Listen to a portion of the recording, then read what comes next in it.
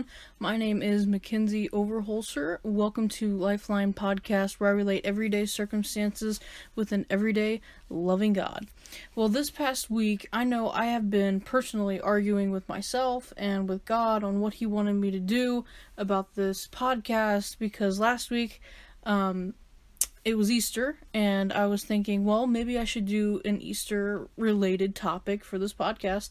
And then I thought, no, maybe I shouldn't, because, every other preacher and every other podcaster out there was doing something over Easter because it's Easter. And I was thinking, well, we can only tell the story of Easter so many times in so many different ways. It's the same story. So I was thinking, there's no way that I could do, or that I wanted to do, a story about Easter, because it's the same story, and we've heard it through different preachers that reflect on it differently, and it all has turned out very well. So I was just thinking, well, maybe I should do a different topic, And then after thinking about it and stewing over it, guess what your podcast is about today? Easter. It's about Easter. I lost that battle. So we're going to go ahead and get started in today's podcast. This past week, during quarantine, you can't go out and do much of anything, really. So, when it came upon the time to actually mow for the first time this year, I know, mowing, right? That's kind of crazy to think about, because we just had snow this past week, guys. Come on. What is going on with the weather? It's April. Anyway, off that soapbox. We actually were talking about mowing this past week, and I got to the point where I'm like, okay, I'll go mow. We kind of beat each other up and fought about it a little bit, because, there's not much to do, so we all kind of were racing each other to the lawnmower to be able to do something. So when I went out there, we had to actually walk the yard a little bit to see which parts were a little too soft to mow, because we just got a bunch of rain, like a few days prior. And if y'all remember last year, with the rain situation, we had so much rain last year that our entire yard looked like a hayfield. Like, it was bad last year. Very bad. And if people in my congregation, church family, are listening right now, y'all know how bad it was, because some of you drove by our house every Sunday and could just see the wind blowing that grass around, because it was that tall. Oh my goodness. Okay, anyway. Well, we were having flashbacks from last year about how tall the grass was getting, and we were thinking, well, if we don't mow sometime soon, our grass is going to be as tall as it was last year. So we went out there, we walked the entire yard all around to see which spots were a little softer than others, and we came to the conclusion that there were a couple spots that were a little iffy. Like, I don't know if you should mow through that or not, because it's kind of a little wet, a little bit of stand water. So I went out there and I mowed all the other spots that weren't a little iffy, and then it came down to these last couple spots. The last couple spots was a little bit, it wasn't like giant puddles, it was just a little bit wet, some standing water, not much, but I kept thinking to myself, I'm like, okay, if I don't mow it now, when will be the next time I can do this? I mean, just trying to predict the future is awful in Indiana. You cannot predict the weather anywhere. It could snow one day, it could rain the next, it could have a tornado the next day. We don't even know. So, with me sitting here on the mower, looking at these sections of grass, I'm just sitting here looking, and I'm like, I gotta do it. I gotta do it, because, we're not gonna get it done any other way. So, when I was mowing, I mowed, and when I mowed and when I went through those spots, I purposely went full force on the mower through those spots, did not stop until I knew I was in a dry area, and then I stopped, and then I did it again and again until we got all the patches completely done. Tires were a little bit wet, maybe some mud on them, but the job got done. I didn't give up, I didn't stop.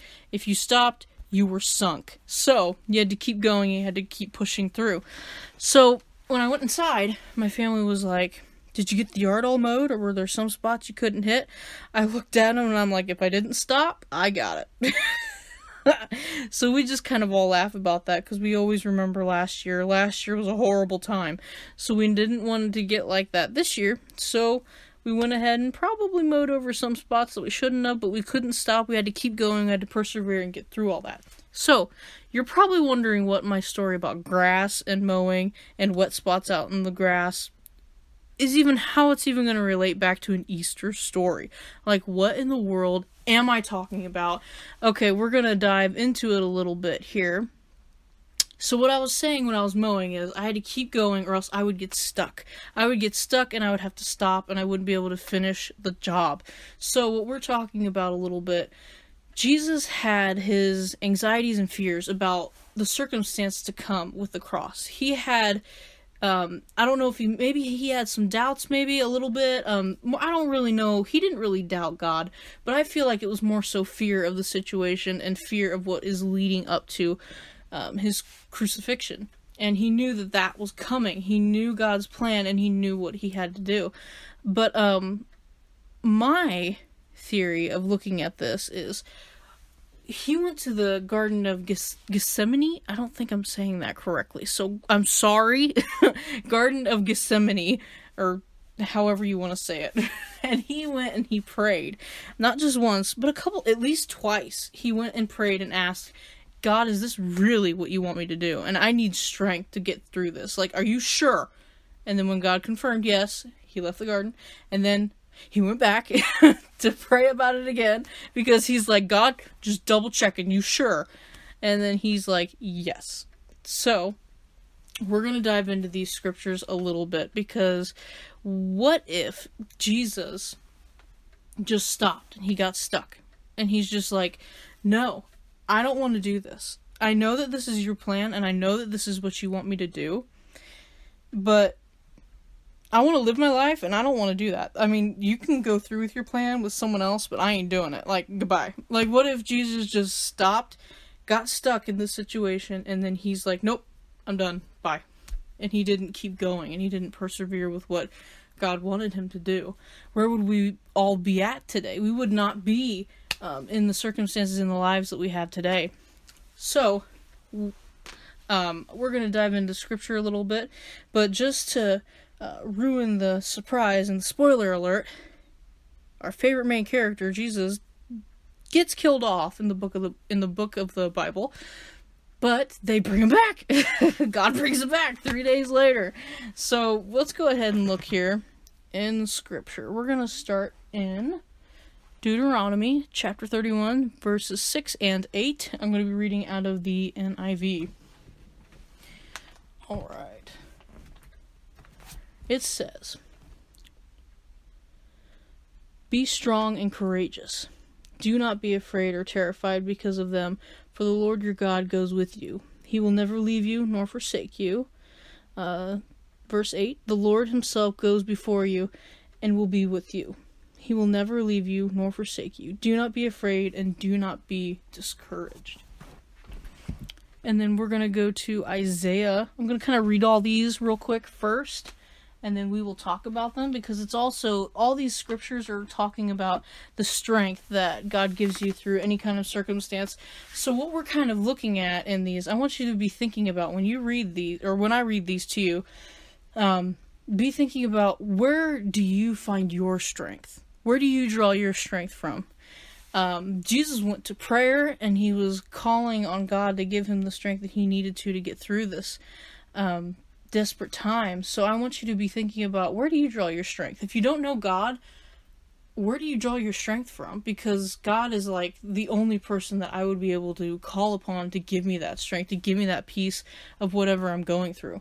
So we're going to go on over to Isaiah chapter 40, verse 29. Isaiah chapter 40, verse 29. It says, "He gives strength to the weary and increases the power of the weak."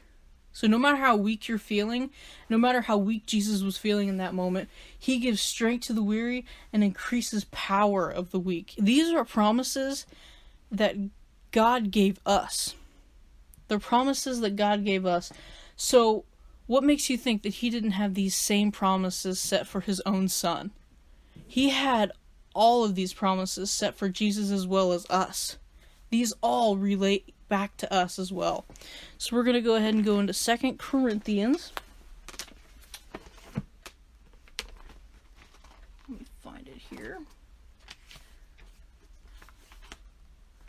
Alright. 2 Corinthians 12:9. 2 Corinthians 12:9.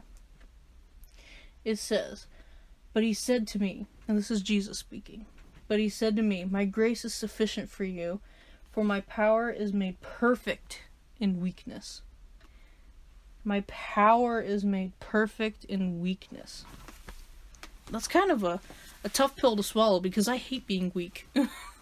I hate being physically weak, physically not able to open a jar, physically not able to lift something, or emotionally not able to handle whatever's happening, or not being able to help someone else because I'm just not emotionally there to help you. His power is made perfect in weakness. It doesn't say almost perfect. It is perfect. God's perfect power. It's made perfect in weakness. Perfect in weakness. And I think that's why sometimes we have to go through these trying times, like what Jesus was going through. He was feeling weak, he was feeling vulnerable, and he didn't like it. I mean, I don't like it. I hate feeling vulnerable. I hate feeling weak. But his power is made perfect in us through weakness. Made perfect through weakness. So I think that's why we have to go through these trying times and have to go through everything, because if everything was smooth sailing, if everything was perfect all the time, if everything in our life didn't have any kind of turmoil, didn't have any kind of hardship, would we really need to call on God? Would we really need to look back to God and be like, okay, I need help. I know I'm not big enough for this. I know I'm not strong enough for this task. This is why I need you. And I think that's why Jesus had to get to that point in that garden, when he had to just fall to his knees and be like, God, I need you.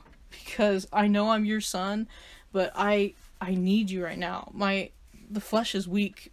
The spirit is very much willing.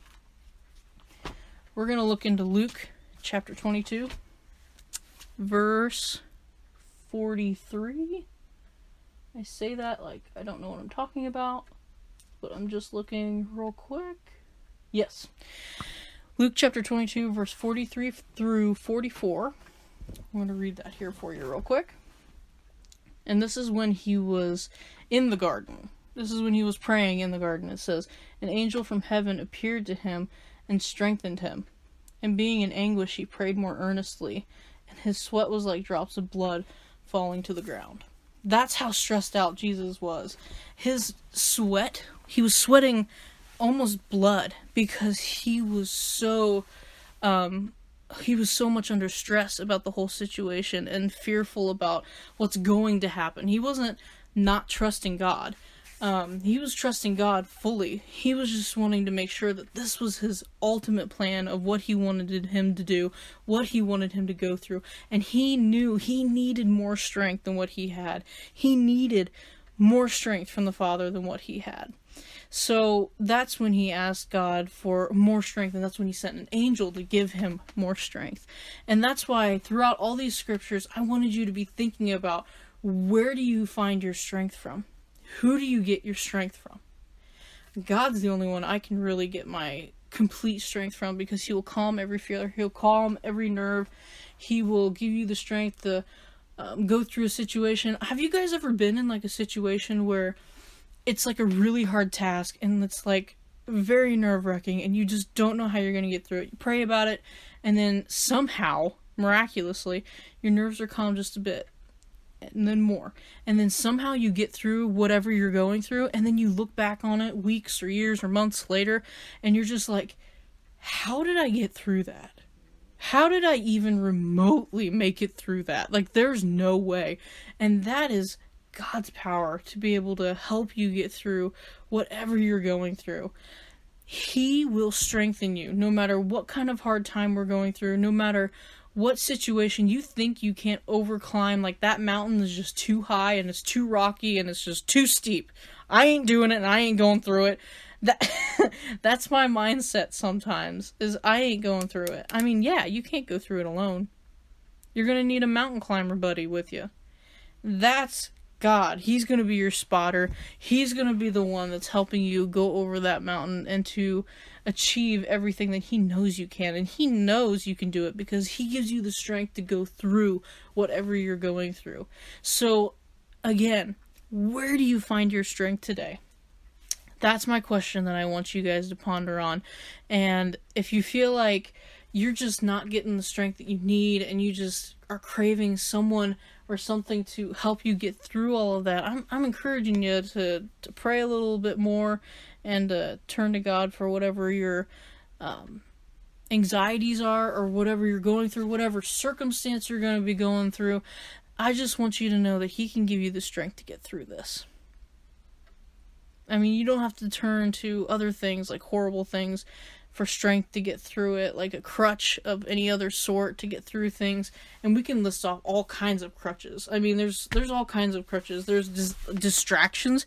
You can say that this is a strength, but you can distract yourself with other circumstances or with other things to try to get you through whatever you're going through, instead of actually asking for strength and going through it, because you're just sidestepping it all the time and you don't want to go through it because you don't want to feel those emotions. You don't want to feel vulnerable.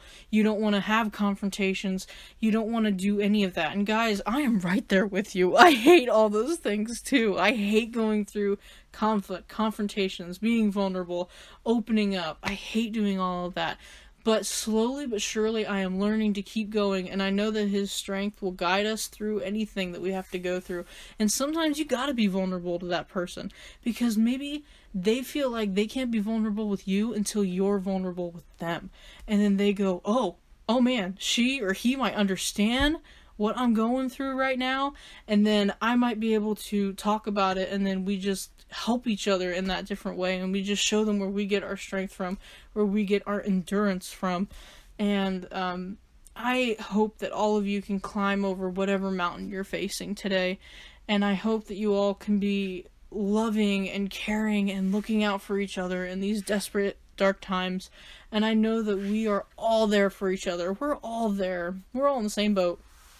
So whether you need to work on being more vulnerable, work on helping out with confrontational situations, or learning to give back more to your community or your church, looking to help out those strangers out there that you just feel like you're lacking in that area, and that you're not good with social skills, or you're not good reaching out. I'm just sitting here, guys, telling you that nothing's impossible. This podcast I thought was impossible, but God's given me the strength to keep it going and to keep persevering even through difficult times. So nothing is impossible without God, and I am so thankful that Jesus got that strength from God, and He knew when to ask for it. He knew when He needed it. He needed it desperately. I am so glad He didn't stop and He got stuck, like our lawnmower did last year. How it got stuck so bad and so much mud and the mud flying. Okay. But anyway, I am so glad that we are not stuck. That we don't have to stay planted in this one spot forever, because our mission is to constantly grow and to constantly spread everything about God and all of His love that we possibly can. So whatever mountain you're facing, whatever you're going through, I just want you to ask yourself that one question right now. Where do you find your strength? Where? Alright, guys. Thank you so much for tuning in with me for this week's podcast. It did turn out to be a little bit of an Easter podcast, but that's okay. That's okay. He wanted me to do that, and I did it. So, thank you so much for listening in to this week's podcast. I try to post a podcast every week, every Saturday. You can find my podcast on Facebook under Lifeline Podcast. Just like the page. Like, share, comment, subscribe to my YouTube channel. You can find my videos under Lifeline Podcast on YouTube. Look for the gold L's and the blue and coral color. And thank you so much for being here. Make sure you like, comment, share, subscribe. Like the page. Tell people about it. Just share it. Thank you so much, guys, for being here, and thank you so much for listening in. Just be thinking about where you get your strength from, guys. Have a great and awesome week. Bye-bye.